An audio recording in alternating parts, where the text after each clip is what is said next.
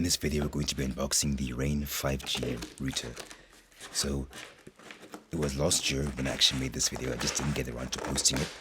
At the time, I think this was called the Rain 5G Standard or something. I think they changed the names. But at the time, when I bought this, you get about 30 megabits per second down. And for some reason, Rain never states the upload speed. Probably because they know that it's not exactly consistent across different locations.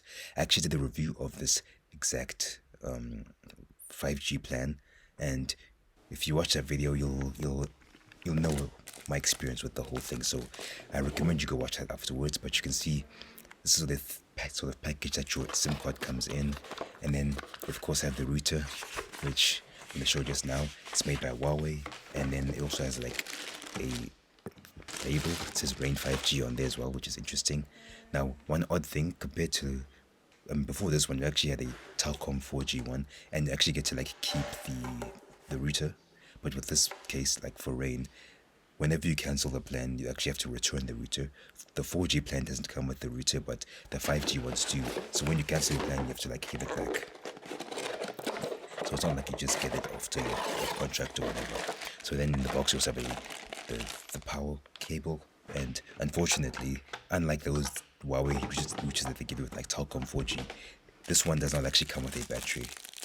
So if you're in load shedding, you're gonna have to have like a UPS or a generator or something in order to actually like keep this thing on. So, which is kind of unfortunate, but you know, it is what it is, eh? So you can see it comes in this interesting sort of clear plastic, and then it's a nano SIM card that you put in at the bottom, as you can see. So you kind of open the slot up and then just put it in. Don't do what I did here, because if you get it stuck, it's actually really difficult to take out. So make sure that you look at the instruction manual and make sure that you're putting it in the correct way. Then of course you also get an Ethernet cable on the inside. Now of course, once you got the router set up, it actually took me like say 6 hours until the internet actually started working.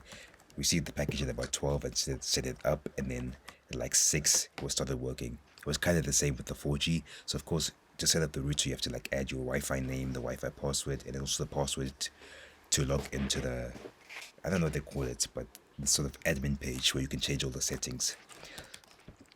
It's just all the stuff that I'm doing here.